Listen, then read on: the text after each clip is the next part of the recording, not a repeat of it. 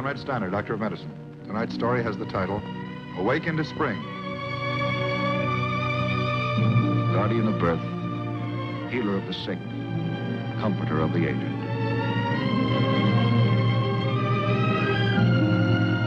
And the qualities of the worthy physician are three: the eye of an eagle, the heart of a lion, the hand of a woman.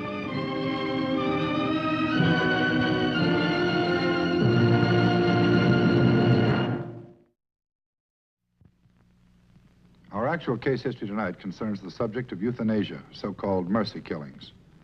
The object in point, a paper airplane. The case in point, Edward Alfred Ainsworth. He's 8 years old, an orphan. His only living relative is his grandfather, Albert Ainsworth. 6 years ago, Edward developed symptoms of a strange hereditary ailment known as progressive muscular dystrophy. It's a gradual wasting away of muscular tissue with inevitable crippling results. Since that time, his world has been a small one, bounded by the four walls of his grandfather's house and the countryside immediately surrounding it. A house and a few acres of ground, which must contain the whole universe for the stricken youngster. But although his world is small compared to the vast realm available to the healthy child, in the eyes of 8-year-old Eddie, bound to bed and wheelchair probably for life, it is nonetheless a bright world, overflowing with great beauty, great adventure, and great happiness. But his aging grandfather sees it through different eyes and in darker aspect. He doesn't reveal it outwardly, but in his troubled mind, he can foresee only misery and despair. And he's resolved that somehow, no matter what the means, he must defeat them. Come on, Trouble. Trouble, come on, boy. Hey, come on. Come on, Trouble. Come on, boy. Come on. There you go. Come on. Hey, come on. Come on, Trouble. Come on, boy. That's my pal. He's getting as deep as a post. Let's go find a rabbit, huh? Take a mighty old rabbit for Trouble to catch. Catching him doesn't matter. You just like chasing him, don't you, Trouble? No, he does is just fall behind. He's getting old, I guess, just like me. I can't keep up with it anymore. And now go ahead, Trouble. Go on, Trouble. Let's go. Come on. Come on.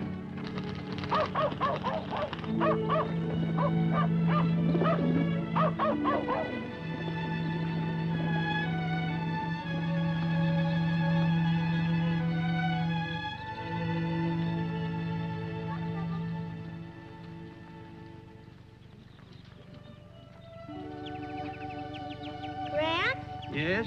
Hear it? What? Meadowlark back in the pasture. Hey, sure is a meadowlark, all right. Wonder what it's like back there. Back where? Back in the pasture off the road. You know where the birds and things are?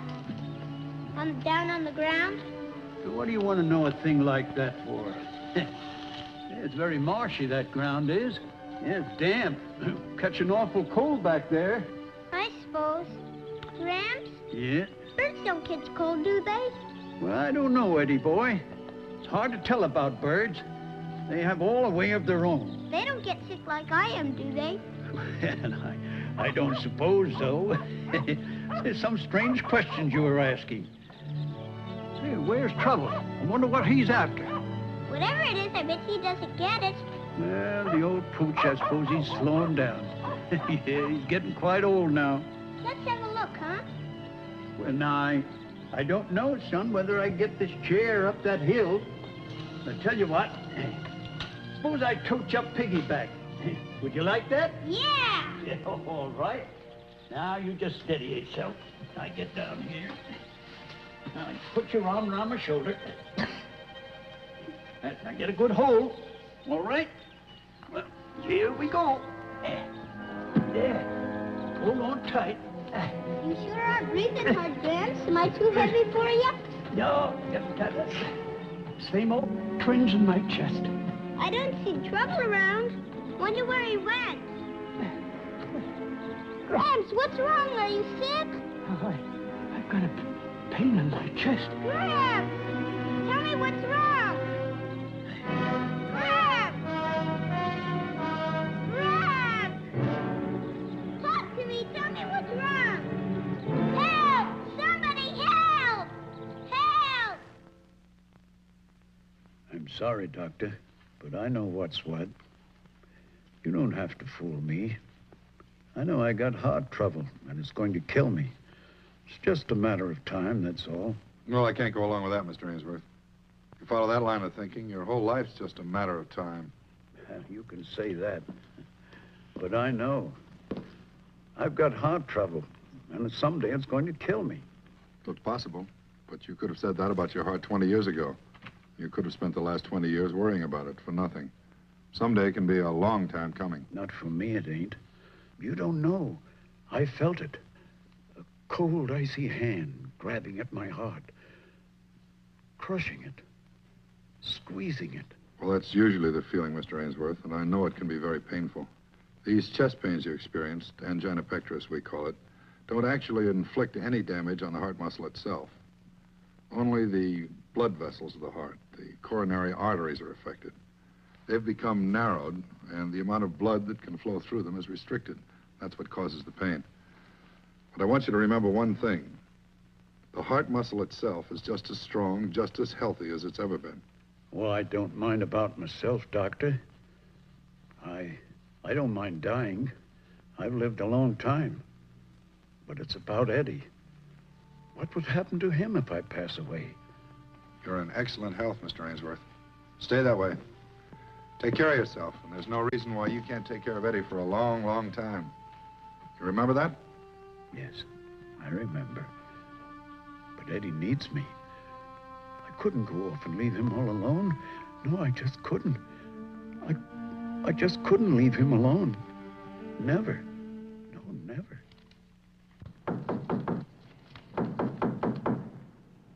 Gramps! Front door! Yeah, oh, yeah. Yeah. I heard.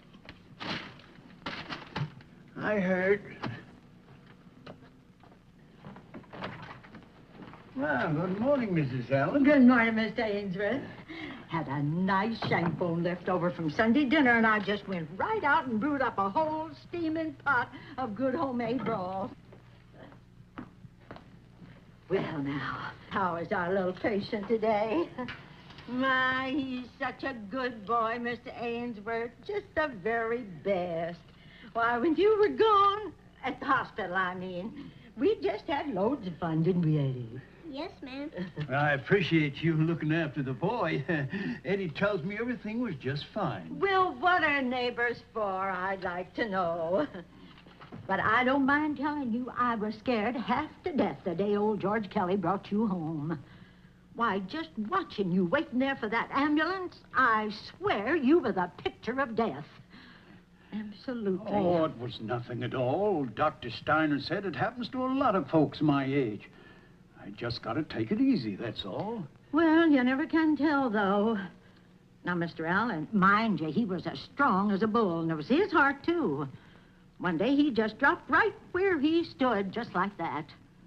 He was younger than you, too. Mrs. Allen, I'm very busy today. And Oh, yes, I know just how you feel, Mr. Ainsworth, getting old. Oh, that's something nobody likes to face. No. But you've got to remember you can't just think of yourself. No, There are others. That might be right, Oh, Mrs. yes. Allen. Yes, you might be right. Well, goodbye, Mrs. Well, Allen. goodbye. Goodbye. The old blabbermouth. Gramps, what was she talking about? Oh, nothing at all, son, nothing at all. Just don't pay any attention to her.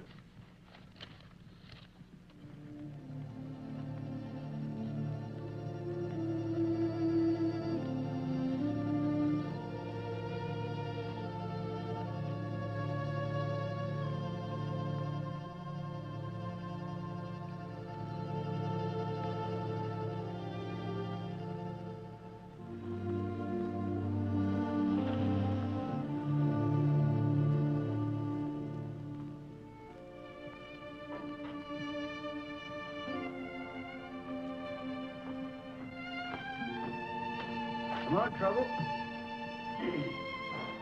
Come on, get your dinner. Trouble. What's the matter with that old hunk of flea bait? Trouble. Trouble.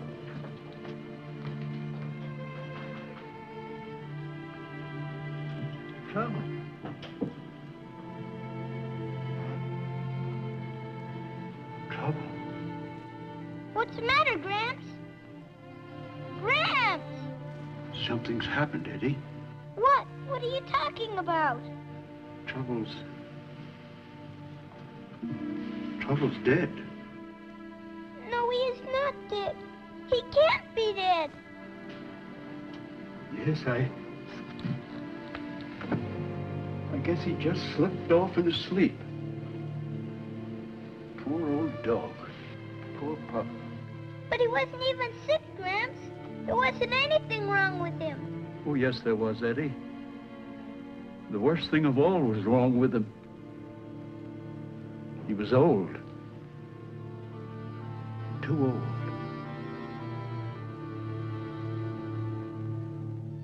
So it went for young Eddie's aging grandfather. Every small difficulty, every minor tragedy exaggerated and magnified. His heart ailment, constant visits from a talkative, sometimes tactless neighbor, the sudden death of the household pet, Eddie catching cold. All this plus the constant but so unnecessary worry. What would happen to the boy if I should die? He's helpless. Who would care for him? What would become of him?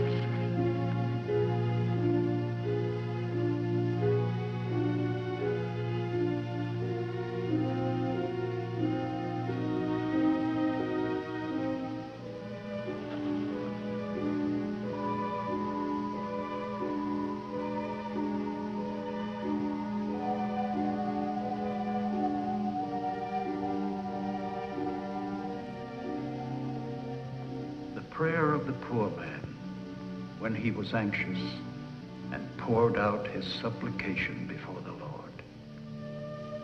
Hear, O Lord, my prayer, and let my cry come to thee. Turn not away thy face from me in the day when I am in trouble. Incline thy ear to me.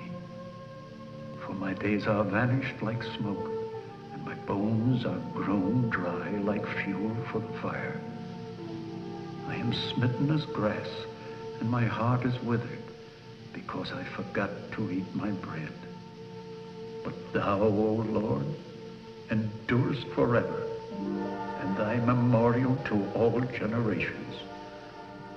Thou shalt arise and have mercy on Zion, for it is time to have mercy on it, for the time is come. Amen.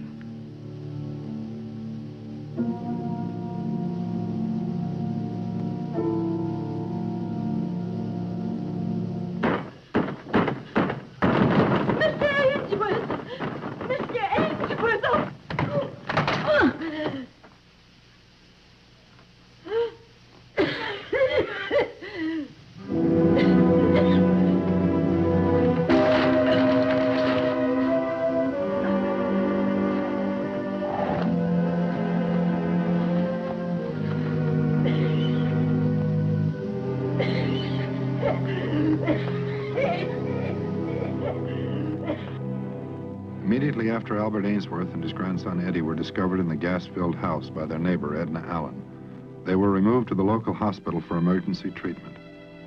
Both patients exhibited some effects of hypoxia, but comparatively slight exposure to the gas permitted complete recovery within a few days. Supportive care in the form of oxygen and stimulants were utilized in the initial management of the case. That's right, Doctor. I know why I did it, and I'm sorry. I'm not sorry that I tried it, but I'm sorry it didn't turn out the way I wanted. But it was the only way out. Well, maybe you're right, Mr. Ainsworth. And maybe there was a better way out. Oh, I've thought it over a long time. Well, you don't know how long. And I know I'm right. I know I'm right. I always like to try and understand everybody's point of view, but why don't you try and take a look at the other side of the question? Well, there is no other side. There's only one side. And I know I'm right. Mr. Ainsworth, I think I know pretty well how you felt the last few days. How you're feeling right now. Depression, low spirits, sense of guilt. And to a degree, I can sympathize with what's been going on in your mind. I sat and listened to your thoughts on the subject. I heard your side of the story. Now, I'd appreciate it if you'd listen to mine. But you don't know the story. You're not in my place. You just don't know. Don't I? I'm a doctor, Mr. Ainsworth. I have a pretty fair acquaintance with life and death. And that's exactly what you were dealing with when you shut the doors and the windows, turned on the gas jets. Just for a moment, let's try and divorce ourselves from this thing. Let's pretend that you and I are not involved. It's two other people. Let's try and take a look at exactly what happened, what was involved, and what was at stake. First of all, you were trying to do a good thing. At least you thought it was good. There was no one to argue the point with you. You were a one-man committee. But anyway, you were trying to be helpful. You were trying to solve a problem that was in front of you constantly. You were reminded of it every minute, every day. And that problem involved human life. 2 human lives. That's where you made your mistake, Mr. Ainsworth. A bad mistake. You were making a decision you had no earthly right to make. You were dealing with something that didn't belong to you. It wasn't your property. It's not any man's property. Never has been and never will be. Human life is given, not earned. I'll leave it to your religious beliefs to dictate where it comes from, but nonetheless, it's given. It's a gift. And when you elected to take your life and Eddie's, you put yourself in the position of a man who takes a gift, uses it as long as it pleases him, and then throws it back in the giver's face. Think about it. A human life. You elected to sit in judgment and dispose of the most precious commodity in the whole universe. No man has that right. I think nobody's in a position to better appreciate that than a doctor who lives up to his oath.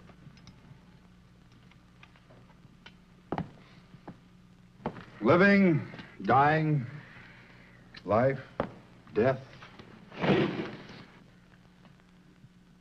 Those are profound questions, Mr. Ainsworth. The doctor faces them every day of his professional life.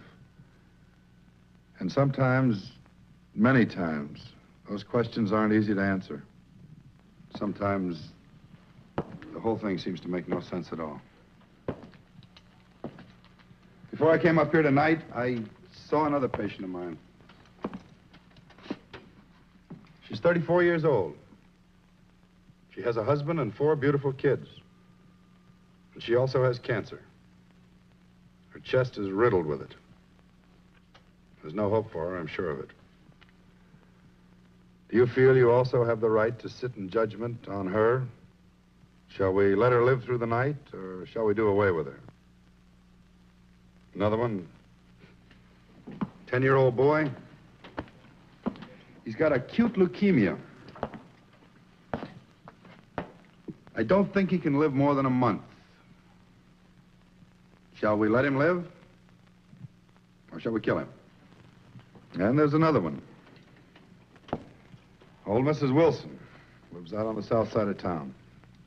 She's 83 years old. She has a heart condition. She has arthritis. She's senile and she's crotchety. She's lived a full life. But right now, she is absolutely non-productive. What are we going to do about her? What are we going to do about her and all the thousands upon thousands of old people just like her?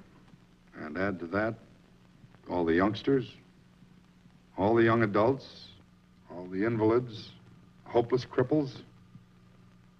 And add to that, all the patients in mental institutions, feeble-minded and the insane. What shall we do about all those people? Life or death? Shall we set up a new book of rules? All those that are healthy and productive can live. Those who aren't, well, it's unfortunate. But they'll have to die. And by the way, how are we going to judge these cases? They must number millions. Shall we leave it to the relatives and the family? Shall we set up committees, courts? Or maybe just a court with one judge, one man. He'll sit in judgment, examine the facts, and deliver the verdict. Life or death. Would you like to see Eddie in a court like that? Would you like to sit in a court and hear some judge tell you that he was sorry, but Eddie had no more claim to life, that he had to die?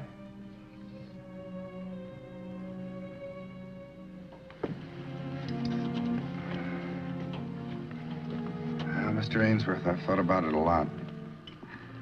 I faced it, I don't know how many times.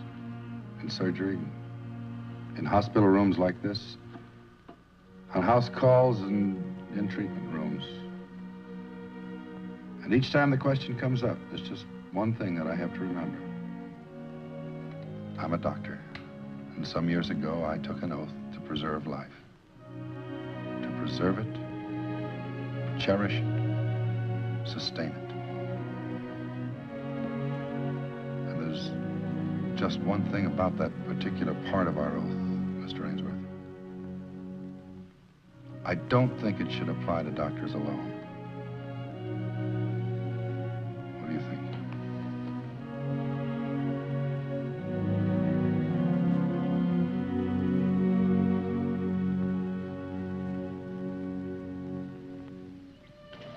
She sure is a swell pup, isn't she, Gramps? Yep, sure is.